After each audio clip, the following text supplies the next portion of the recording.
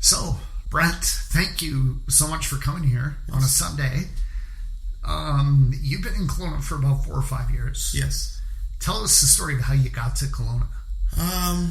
Well, my mom got a job opportunity here. She's a nurse. And so I was playing baseball in university and in the States.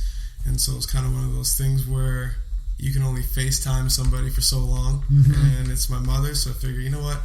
Let's both at least go to Kelowna. I'll have my off seasons and stuff here, even though there's snow. Yeah. And, kind of been here ever since that.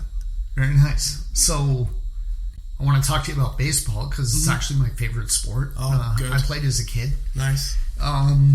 When was your first game? Was it T-ball, like as a little kid? No, I started off as a swimmer, believe it or not. And then my first baseball game was at 10 years old.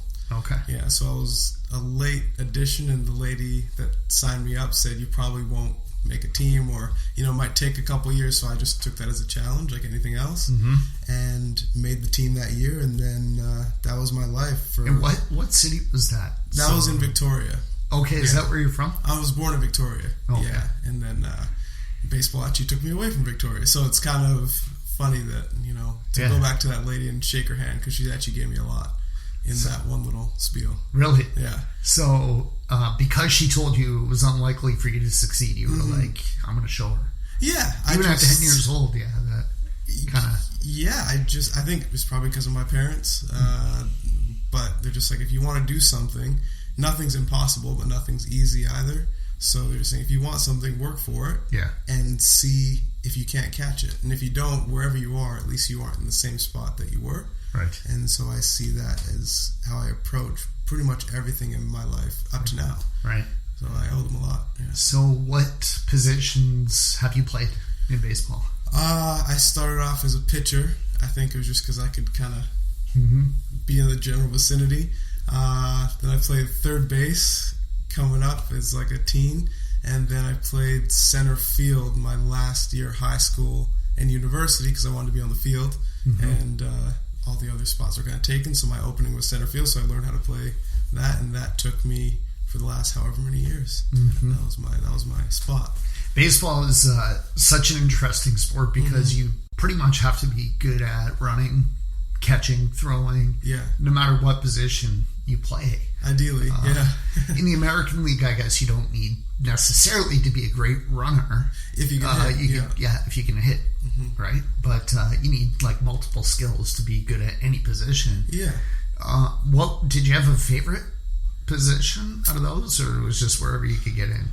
I learned to love center field just because it's kind of like catching in a way that you have everything in front of you. Yeah. The game kind of comes to you. Right. And I never had an issue with leadership. I don't like telling people what to do or how to do it, but if you come to me and say, like, oh, how can I do this? Or where should I be with this hitter? I kind of gravitated towards making sure everyone was all right and trying to put us in the best position to win, whether you're a rookie or a veteran, whatever. If I see something, I'll tell you. Right. And so that position kind of afforded me a certain level of captaincy, I guess. Yeah. And just to help us win. Did I'm sure you had dreams of playing in the major leagues.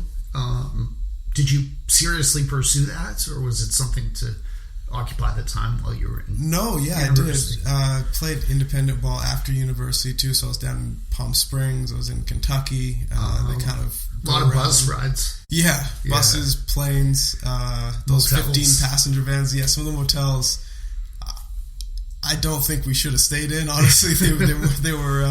They were interesting. They weren't the cleanest all the time, but the connections I've made and people I've played with, like some of my buddies have made their major league debuts in the last couple of years here with like the Phillies, St. Louis Cardinals. So guys that you played with. Yeah, they went on and did their own thing, but I had a different calling, and I'm actually really happy I realized that when I did, because at least I'm still a young man and I'm not regretting anything. Right. And how old were you when you realized that, Major League Baseball is probably not going to happen? And 26, 24 maybe is when because I was writing songs and doing that kind of stuff in the bus anyways. Really? And so I realized I had a passion for it, but it's just not really, when you're in kind of a brute mentality and you're supposed to be physical and nobody really asks you what's going on in your brain. Right. So it could be it's with performance anything. and showing up for the game. Exactly. I was a leadoff hitter too, so it's like hit 300, steal some bases, run around, come back tomorrow. That was kind of it. Nobody really cared. Can you write a song? Can you sing? Can you do this? Right. So that's when I kind of realized that I wanted to be able to help more people and touch more people with the talents I felt that I have. Right. And so that kind of led me to, that was for the first time since I was 10, since that conversation, thinking maybe I can do more than I'm not just an athlete. Right. Yeah.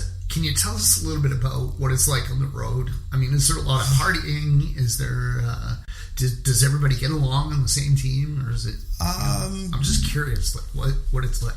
Not everybody has to get along, really. I feel like it's like that with any sport. You have different personalities, so it's like your first day of kindergarten. There are some people that you gravitate to. There are some people that you're like, you know what, maybe we grew up differently, or they have different values. Yeah. But you respect them because you both work hard to get there. Right. As for parties and stuff like that, I mean, there are certain places you go, like Arizona or Florida, where you can get into more trouble, if you want to call it that.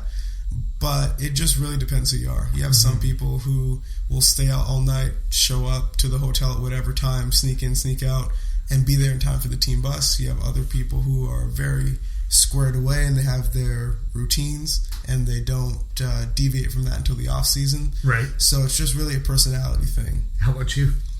I stayed pretty quiet. Right.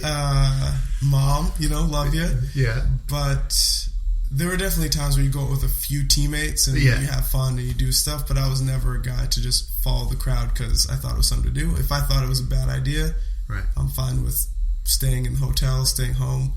You do what you want. I'll see you at the game tomorrow. Yeah. I heard an interview with Kobe Bryant recently, and he said, his teammates were always like, well, we're in Dallas, we got to go out. And he's like, okay, I'll go out with you. And he went out and had a few drinks, and then 5 a.m, he's pounding at their door. Yeah. And he's like, I hung out with you. Now you're going to come and practice. Yes. And he was like that devoted to, perfecting his skills and everything. So he's like, if you want to do that, fine, but you're going to show up for practice. Right? I think that's how it has to be. You can do whatever you want. You just have to be able to put up with the consequences of what you do. Yeah. So I'm not going to sit here and tell you, don't do this, don't do that. But if you can help us win the next day, perfect. If you can't, then you have to change what you're doing. That was some people find it too intense, but I feel like if you're already, blessed enough to play a sport for a living or even in college or whatever, then just do your job. Yeah. That's it. That's all I ask. Exactly. A little more on baseball. So tell us what you love about baseball. I could talk about it for hours because I was 7 and I went to the first Toronto Blue Jays game with my dad. Nice. Yeah. And he said, Toronto actually has a big tradition of baseball, even though it's an American sport. We've had minor league teams for decades, and it's actually kind of a Canadian sport too. It always has been. And he taught me all the rules and everything. I was 7 years old, so and we had season tickets, so I went to hundreds of games, Blue Jays games. I always loved it. Tell us what you love about baseball. Oh man, I think it's just the fact that it takes a second to even be okay at it. I mean, you can be naturally gifted, and me and my friends, we were fortunate enough to be in that boat where we had some gifts coming in, but it's also not like soccer or football where you kind of just pick it up and you go, even though those have their own challenges. Not everybody can hit a round ball with a round bat. Not everybody can throw to a person or a target. Right. And I just like the mental aspect of it too. Just figure out different counts, or how do I get this person out? How do I do this? Where should I position myself? Yeah. I think those are a lot of things that are missed though from people who casually watch it or say they don't like baseball because it's boring or whatever. you may not always be moving around, like say a hockey game, right? But there's always something going on, and I like that aspect. Trying to figure that out, so true, is beautiful to me. So true. I sometimes compare it to like if you don't know anything about chess and you're watching two guys sitting across from a table, you're like they're not doing anything, exactly. But there's so much going on, exactly. And to me, it's one of the only sports where you can have a nice conversation with the person sitting next to you, and still be intensely focused on the game. Yeah. At the same time, hockey, you can't really be conversing when the play is going on. Yeah. You know? I see that. So yeah, it's just a great sport. I'm sure we can talk about it. Oh, I love it. Yeah, it's in my heart forever. So awesome. So when did you realize? Like you said, you were around 23 when you realized you're going to move away from baseball into music. But when did you first realize you were a musical person and you had some desire to explore that? Pretty young, actually, because in my household, Sundays were kind of music day. So there was, football's obviously a thing too, but it was kind of either go outside or spend time listening to music. So we had like Bob Marley, we had a bunch of stuff playing, and that was just how I was raised. So we always listened to music, or we would sing ourselves or sing along to songs. And I just realized, even at that age, I was like, you know what, I would change that word to this. I feel like it would sound cool. I think it would sound cool if this instrument kind of dropped back a bit, this one was a little louder, maybe we could do a different mix to this. So I always thought about it that way, but I didn't even know it was a job, honestly. I didn't know it was a thing, Right. I heard these musicians and I heard myself, and I never put the two together. Right. So it was always like a them versus me kind of thing. Yeah. But I'd say from then, from those music Sundays and that kind of thing, I realized that I had a passion for it. Yeah. I'm imagining you on the bus with the baseball team, and it can be really boring, especially at night. Yeah. Half the team's asleep, and I'm imagining you with headphones on, listening to music. And, maybe writing. Were you writing stuff down? Yeah, that's my first song. Actually, I got recognized. I worked with a producer in Vancouver. That was like my first recording, and that song was actually written in my kitchen at the time.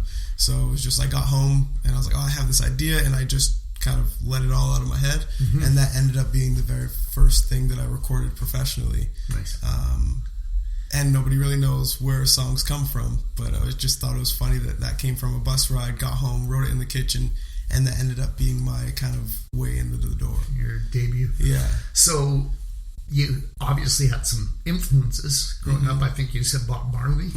What kind of music did your family listen to, and what music did you start to take a liking to as you got older? I'd say early on it was reggae, R&B. That's what your family was into. Yeah, that's what we all listened to, and jazz. And then I listened to more like pop stuff, especially with choosing walk-up songs for. And you're kind of, if you're an athlete, it's like in the gym, it's always hip hop and different stuff. So then I learned to kind of navigate like Biggie and like the Tupacs and the people. And so even in the minor leagues, they let you pick a walk-up song. For college baseball, we had walk-up songs, so you pick your little, however long it is, 15-second snippet. Yeah. Everybody tries to take their time, so you get to the favorite part of your song. You adjust your gloves a little too much, or you accidentally drop your bat just to hear what you need to hear. But yeah, they let you pick a song as long as it's friendly. Right. Like family friendly. Yeah, they don't really want any bunch of cursing. Yeah, because kids look up to you anyways when you're doing superhuman things as they see it. Yeah. So, we had parameters, but they let you pick whatever they think will. So a lot of hip hop at that time. A lot of hip hop. There's a lot of country, especially, playing in a place like Kentucky or even like a Florida or something like that. You get a lot of country artists and that kind of thing, and people who listen to country. So that definitely got my ear tuned to different things, depending on where I was too. So I was fortunate in that way. Nice. So your tastes are pretty diverse. Yeah, if it sounds good, I'm down. Yeah. Do you have any current favorite artists? I love what Ed Sheeran does with his voice and his guitar. And even the looper pedal that he uses, it's awesome. What's a looper pedal, just for people who don't know? Oh, just if you... So you play a segment and then you loop it. Yeah, so you can kind of choose when to turn it on, when to turn it off, tap it with your toe kind of thing. So you can, he bangs on his guitar, so it'll kind of have like a bass rhythm, like a 4-count or something, and then he'll save that and then play on top of it. So you kind of, it's like building a little pyramid of a song. And then by the end, you add your vocals, but you have a full band's worth of sound with one guy. And I think the way he does that is incredible, and just the way he lives his life, because he's very public, but at the same time he has a personal life, he has a family, he has things that he keeps separate, and I appreciate that. Do you play any instruments? Percussion guy, so I just bang on stuff. That's so more violent the better. And is that something you just picked up yourself, or did you take lessons? My dad actually has played the drums forever, and so I've watched him. We had the little electronic set at home, so it's not to disturb the neighbors and stuff. So he kind of taught me some structural things. If you need to. It's you're just in your own world and have fun. And do you play actual drum set, or is it more like bongos and? No, the actual setup, now it's a lot with songwriting or trying to make different stuff. It's a lot more electronic than probably when I was a teenager, because it's just easier to have my laptop or iPad or whatever and do it that way. But definitely the lessons I learned from having an actual kit or hearing the real live music helps with what I'm doing now. I gotta think there's got to be some joy for you in playing on a big drum kit, because you're a physical person, you're an athlete, just being able to move your body like that, it's a little bit different than just tapping on keys. It is, so do you ever get a chance to play on a big drum kit? Not so much anymore, really, with what I'm doing, because now I focus more on the writing part, so I more just kind of fill in where I need to, and I don't worry about the real beat all the time. And I have some awesome people that I work with here in Kelowna too that kind of help me put everything together. So if I come with an idea, even if it sounds crazy, I can be like, I kind of want something that sounds like this, and they'll meet me halfway, or sometimes even over halfway, and be like, I think this is what you mean. And they kind of understand my crazy a little bit. And so that helps me out a ton. So when you say writing, is it music and lyrics? Luke Mankus is a realtor. He loves what he does. We asked Luke if he had any regrets about moving here in 2011, and he always says, one regret, and that is he didn't move here sooner. When Luke came here, he didn't know anyone. He didn't know the neighborhoods or anything or anyone besides his daughter, who was 6 years old at the time. So he knows what it's like. Now, he's an expert and has helped well over 100 single people, couples, families, and investors with their real estate needs in the Okanagan. If you're new to our beautiful city, Luke can help you get connected with great lawyers, dentists, carpenters, landscapers, swimming pool installers, you name it. And whether you're new to Kelowna or not, Luke knows real estate. He can help you find a great property, negotiate a good deal, and hold your hand all the way through the process until the day you get your shiny new set of keys. Luke is known as a no-pressure kind of guy. He's had clients where it took even a year or more to get them into a property. He just doesn't believe in rushing things. On the other hand, when you decide it's time to act, he's diligent, and he'll work day and night until the job is done. Give Luke Mankus a call or a text message at any time, 778-215-4273. Again, that's 778-215-4273. 778-215-4273 to chat with Luke about real estate. So when you say writing, is it music and lyrics? Yeah. So you kind of, I'll have a melody or something in my head that I'll jot down, and then I like the storytelling of songs. So I like starting a listener from A, finishing at B, taking them all the way through, because I see music as short stories. That's how I see it. So like Ed Sheeran. Most of it's sort of like a story. They're painting a picture for you. So for 3 minutes or whatever long, a person could shut their brain off, just listen to this, focus on this. And I think that's why it's so emotional too, because if you've gone through a breakup, there are certain songs that you're like, oh, they're talking just to me, and you shut it off. Or if you just graduated, you have certain songs like, that's my song, I love it, you turn it up. So I think that's why music affects people the way it does, because they're all stories that we all have a piece of, even if we don't have the whole thing. So. And do you start with the music or the lyrics? It just kind of depends. Like sometimes I'll be driving along or walking along and I'll have an idea, or I'll see something just in my daily walk and be like, you know what, that's a cool story, and I'll start there, film the music after. Then other times I'll wake up with music in my head and be like, that sounds awesome, I just need to find a story to put on top of that. So it just kind of depends. Yeah. So you said you'll jot it down. Are you writing actual musical notes, or like how do you record? No, mentally a melody or a beat. It's pretty easy to keep it in my head. Okay. If I'm in a place where I feel like people may not get what I'm doing, I kind of just try to quietly hum it into my voice memo on my phone or something, and then keep it for later. But for the most part, I just kind of keep humming it or keep adding to it as the day goes on. And then when I do get to a chance where I can sit down and actually do it on my laptop or something like that, then it's pretty well done in my head. Right. So I may miss a couple conversation pieces when I'm in that mode of people like, good morning, like, yeah, good morning, and I'm back to what I'm doing. Right. But I'm pretty good at keeping it in my head. Cool. So for those of us who haven't heard your music yet, what would you compare your style to? I know it's very unique, but man, I don't know. I feel like I've taken from like a lot of the people that I like the storytelling of like a Marvin Gaye. Like you talk about love, and you talk about kind of the good parts of love, you know? Right.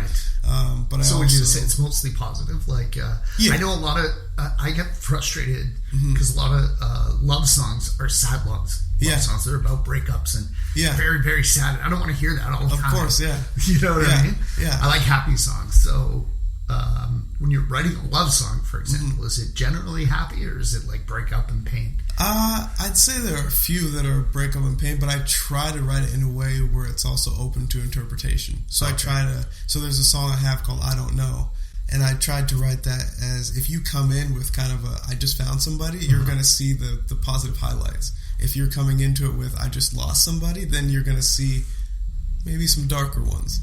And so I try to leave it so that wherever you're at, my song will meet you there. Yeah. And that's maybe a unique way to look at it. And I don't know if anyone looks into music that way, but I just try to make sure that you can find something with whatever I write or put out, you can find something in there. Nice. And I feel like that'll hopefully help some people that I haven't even met in person before.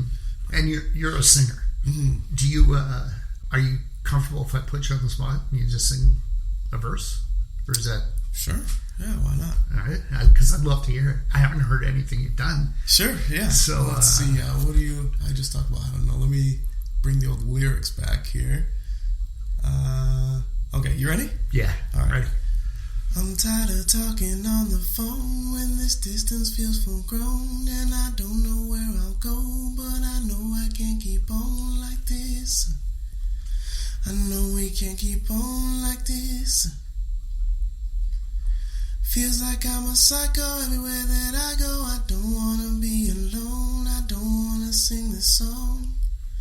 Feels like I'm a psycho everywhere that I go. I don't wanna be alone, I don't wanna sing this song. Here we go. That's awesome. Yeah. This is so great. Thank you. Yeah, I could listen to you for a long time. I hope so. That's really nice. Thank you. So I want to ask you a little bit about the music business, because I know it's like changed quite a lot from, you know, when I was a kid, even from when you were a kid. A lot of stuff is electronic. Even the recording equipment, I think, is more accessible now. Yeah. Like when I was a kid, the drum kits that you talked about, it was pretty expensive. Like, you know, a middle class person could afford it, but it was pretty expensive. It wasn't like something you just go to Walmart and pick up. You know? You need an opportunity for sure. Yeah. Or a parent that's, you know, willing to support you in that. Yes. But I think it's, you know, the technology, like the software we're recording on right now is free. Right. It comes with the computer. Right. You know?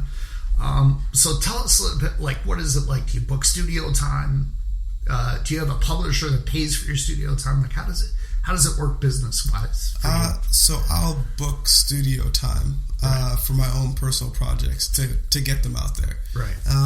So now I'm at a point where I'm talking to other people who can help me out with that. Right. But for anyone starting out, you find a recording studio, and it may be, say, $60 an hour. Right. And if you can do that, that's a good way to have a professional sound, even if you don't have any sort of backing. Right. So you don't necessarily need, like you said, like sometimes back in the day, people would walk in or a radio station be like, here I am, I'm talented. And I think now too many people have taken advantage of the system where said, I actually wrote that song, I need that $10,000 for myself. Or so there's a bunch of copyright and different stuff. So if you're starting out, I think it's a lot easier to seek out a studio with a good engineer or producer, whatever you do. If you write and you want to find someone else to sing it, whatever the case may be. Right. Yeah, there are definitely studios around. And here I go to Big Audio Productions. Okay. Yeah. And $60 an hour as a typical rate, would that include the sound engineer? Yeah. Okay. Yeah. So that's usually, not too bad, actually. That's something you could bad. do. Yeah. Let's say, are your songs around like 3 to 5 minutes long? Yeah, in general, they're all between there. Mm-hmm. And typically, how many hours of studio time would you need to get that out? Oh, there are some songs that I've done in an hour, and there was one song that we did called Tattoo where we had a live choir section. And so I brought, I think it was 5 people in that were generous enough to help me out. And that one took maybe 3-4 hours just because you're singing the song, you're kind of making sure all the levels are correct, and then you go through your editing process, the whole thing. And so that takes a little bit longer just to get it right. So it depends how picky you are, really. I'm pretty, like if I'm already in the studio, I want it to be as perfect as I can. Yeah. And so, but when you find good people, you really can, that you work well with, you really can get things done quicker. But it's a process. Yeah. For sure. So if you're reasonably prepared going in, I mean, you could produce a track for a few $100s. Yes. Yeah. For sure. You don't need to pay some studios I know out there are like $3,500 for a song or $5,000 for a song or whatever the case may be. But it just depends who you run into and what you bring to it. If you're leaning on someone else the whole way, it's going to be more expensive. Right. If you're coming in with your own thoughts, ideas, sounds, and really you're just there for a quiet space with a good microphone, it's going to be less. Yeah. Mm-hmm. The choir, would you pay them, or are they doing it for being able to get the credit on the song? You can have it for both. These people happen to be my friends here in Kelowna, so they all helped me out for free, and they just wanted to help me make a good song, which was awesome. But if you go elsewhere and you don't have personal connections, then usually there's a fee for the artist you bring in. So if you want a guitar or something, it might be $50 for this song. We may be here 3 hours or something. And it just depends on the level they're at, too. If you find a beginner that's willing to take $50, you're good.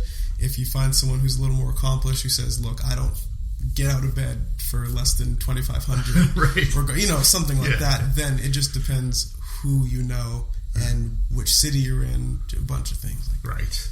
And what if it becomes a hit single? Like, does that person for $50 or $2,500, they get a percentage going forward, or is it one-off? Like they're just usually it's just they get paid for their part, because unless they're in on the writing process and everything, then it kind of goes down the rabbit hole of how involved were you. But really it's just kind of the creators who get so even with my songs on iTunes or something like that, when somebody buys a song or with streams on Spotify, that kind of thing, that'll come back to me as the creator, so I don't have to seek out the engineer that maybe helped me or anything like that. Right. And do you use a lawyer to do copyrights and things like that? At this point, no. To sign with someone else, so I do all my stuff under Axel and Grit, which is my own kind of company. Okay.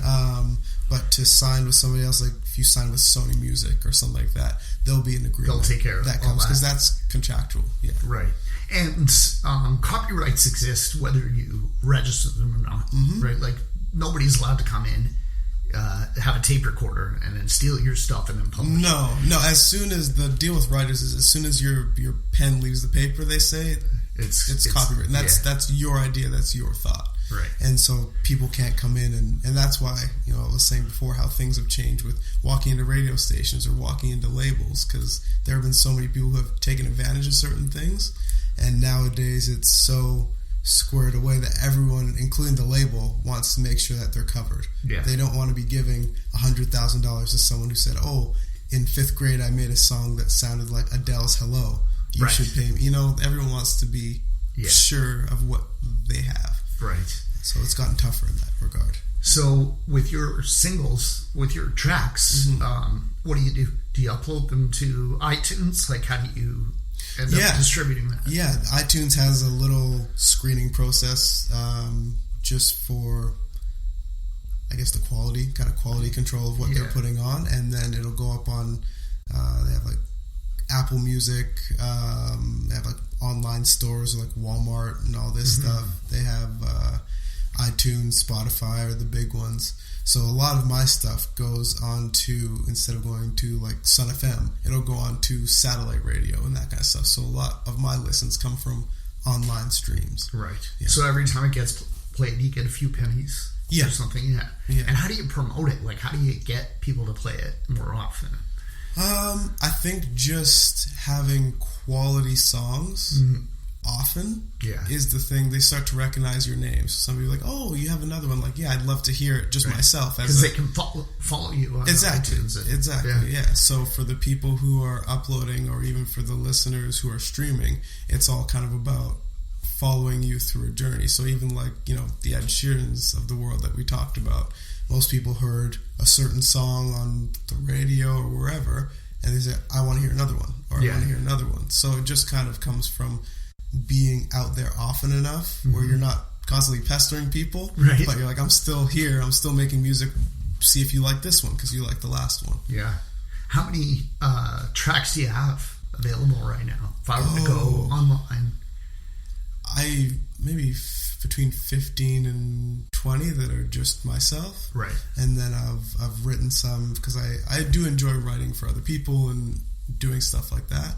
Yeah. And so that's something that I'm looking to get into more. But 2019 should be pretty interesting because I've been talking to some new people, so we'll see how this year goes. I'm looking to definitely do even more than last year. So a typical year, like how many tracks would you release? Maybe 5 or 6, something like that. So it accumulates over time. And, it does, yeah. You can do a full album if you want to, but just in the way of electronic and digital releases, it's a lot easier to do singles. Yeah. And I think the way listeners are too these days, it's that instant gratification. Definitely. So you want to click something, it happens. You don't always want to be locked in for 10 songs of one guy. Yeah. You know, sometimes you want to listen to whatever song and then have mine pop up in the middle of your workout or walk or whatever, and then move on. Right. You know, so singles are definitely, for me, it's been an easier way to worm my way into people's ear. Right. Yeah. And you have a company, a business called Axel and Grit. Yes. Tell us about that. What is it? It's a creative lifestyle brand is what I call it. So like right now I'm wearing the hoodie. Yeah. And I just wanted to create a team atmosphere. My first little bit in Kelowna, I was used to bigger cities, and I felt like even though this was a smaller city, I felt like people were further apart.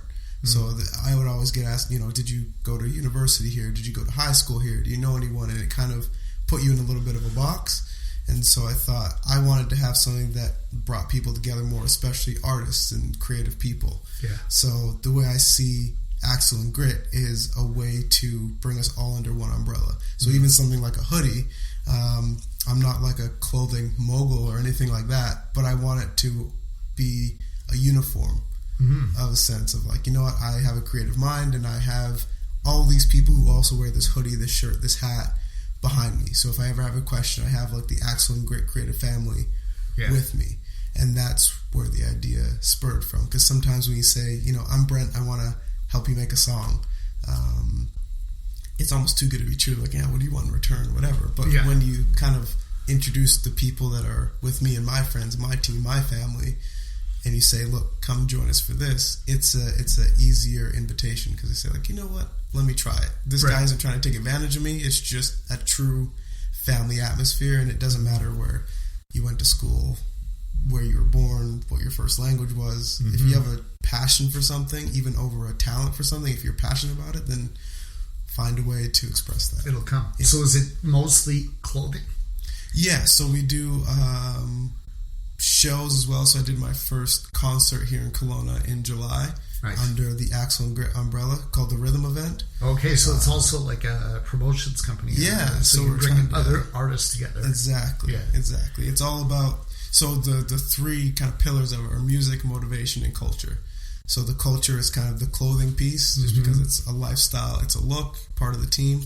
Motivation is motivational speaking that I do, so trying to help youth, or you don't even have to be youth. You could be, hitting the century mark. You could be 100 years old, and if you just have something that you want to talk about or passion, I try to get you to see that anything is possible through that hard work. The same things my parents told me, which not everyone has parents or guardians or anyone around them who says that. So I just try to, whether it be going into a high school, whether it be talking to other athletes, going into a gym, whatever, business, just try to instill that let's try to be better than we were yesterday and work together. You don't have to do it alone. And then the music is my own studio recordings, putting out music, and also things like the Rhythm Event, concerts, trying to get new artists to display themselves, and that was of no cost to the artist. So Axel and Grit rented out the venue. It was, come show your talent, let's fill this place up, and hopefully after that you have your own opportunities to go fly. People who want you get in touch with you, and I'm happy. Right. Do you have a website where people can go and see what's happening with the three pillars? I do. Right now it's just the clothing part. So we're at, what is it, axel-grit.myshopify.com. Okay. We'll put links to all that in the show notes. But thank you. But do you have like a calendar where we can see when you're going to perform? Or not for 2019 yet. Not yet. I'm not too sure. I'm splitting time. I'll be going to the East Coast pretty soon here. I actually leave next week to go to Toronto to do some things. And so I haven't sorted out how my time's going to be split between Kelowna, Toronto, and going between there. But once I do, let everybody know and try to do it. I definitely want to do another show and help more artists. I've met so many amazing artists here that I feel like we can all do well. There's no point in trying to put anybody down. Just, you're not me, I'm not them. We can all do well. Well, that's great. Yeah. I'm trying to do that with this podcast, just introduce people to people like yourself. And I didn't know anything about you until we had this conversation. Yeah. So it's a good thing. So Brent, who would you like to nominate to come on the show in the future? Fellow musician and Kelowna native, Chloe Davidson. She's awesome. Be a great conversation, and she's one of the lightest people you'll meet. Like she'll if you're having a bad day, she'll turn it around. Just her passion for life, not even, obviously she's a very talented musician, but the energy that she brings just to her own life every day, finding the positive aspects of a day and not being afraid to lift those around her too, not taking it as a burden, but just saying like, I have this energy to give, let me help you out. Even if it's a hello, how are you doing? Like, oh, I noticed this about you, whatever. She just kind of carries a goodness within her that you don't always get. Wonderful. It's awesome, man. Okay, thank you. Thank you. I appreciate the time. I appreciate your time too, and thank you for the song. And if it's okay with you, I would like to append a track of yours to the end of the episode. I think it'd be good for people to hear more of your great singing. Yeah, that'd be cool. Awesome. Thanks again, Brett. Thank you.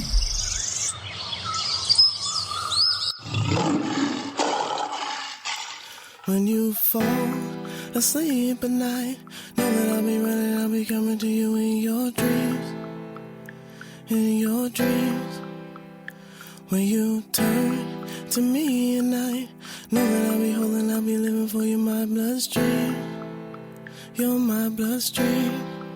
Feels like my heart is in Rome, in Paris, and everywhere in between. I'm not alone or embarrassed for hearing your symphony. You can be my home, my marriage. It'll never be bittersweet. You're like a tattoo, soaking into my skin. Feel the ink burning deep from within. Tattoo, got me falling again. Coming back to you, draw me with a pen. Tattoo, tattoo, tattoo, tattoo. When you wake up in the day, know that I'll be ready, I'll be right here where you left me. Where you left me. When you need to feel the shade, know that I'll be by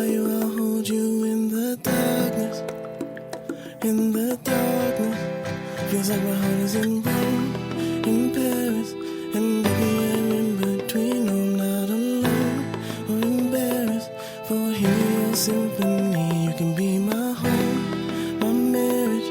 It'll never be bittersweet. You're like a tattoo, soaking into my skin. Feeling burning deep from within. Tattoo, got me falling again. Coming back to draw me with a pen. Tattoo, tattoo, tattoo. Know that I'll be coming every night, every day, anytime that you need me.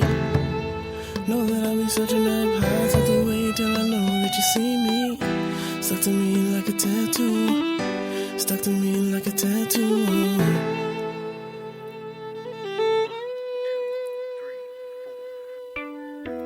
Take me higher all the time. Take me higher all the time. Take me higher all the time. Take me higher all the time. I love you, I love you, I love you all the time. I think of you, think of you, think of you all the time.